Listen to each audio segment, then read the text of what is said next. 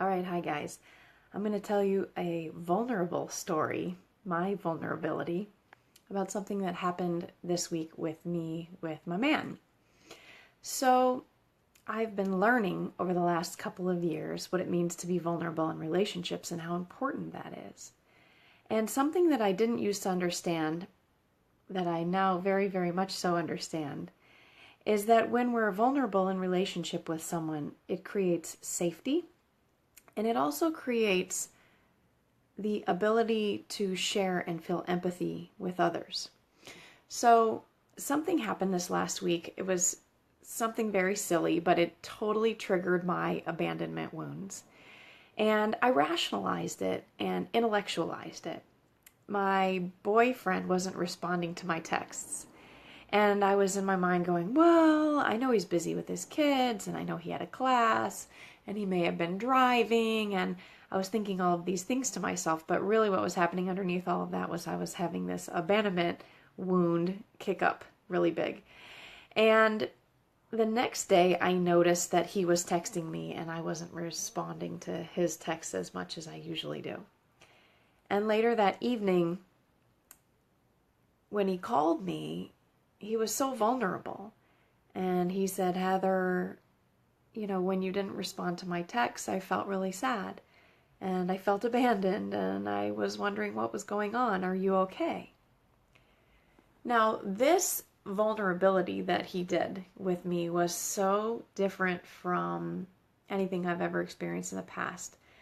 And it was amazing to realize that I've created a relationship with a man where A, he's able to be that vulnerable with me, and B, there's enough safety that he can do that. So you may be able to create a relationship with someone that's safe, but they don't actually tell you what's going on. So, wow, we're doing a really good job here about creating a space that's safe enough to be vulnerable. And the coolest part about it is in my relationship workshops and my coaching, I teach people about how when you empathize with someone else who's hurting, you realize what you've done to hurt them, and you actually can repair the relationship right in that moment.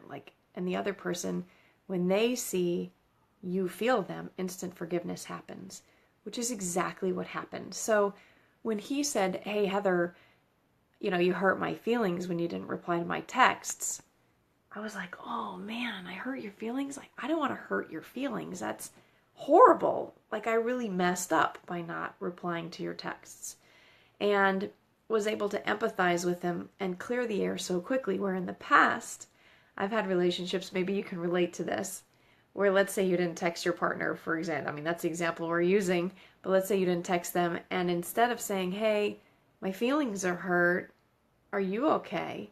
Maybe your partner says something like, you didn't text me all day, you don't care about me, blah, blah, blah, and they start criticizing who you are as a person.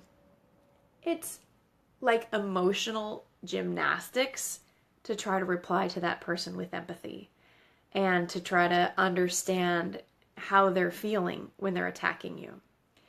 So it was really incredible in this situation to realize that when your man is vulnerable with you, you're able to be empathetic with him and clear the air instantly, and forgiveness happens instantly.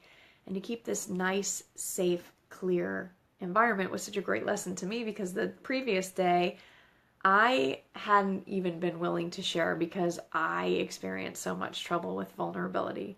And I said thank you to him because it actually taught me how to be able to do that. And it's been amazing. I've been doing it with everybody since then, because I loved how it felt to be on the other side of someone who was really just being on the table, extremely vulnerable, extremely open, and realizing I was the safe one for them to be able to come to me and express that.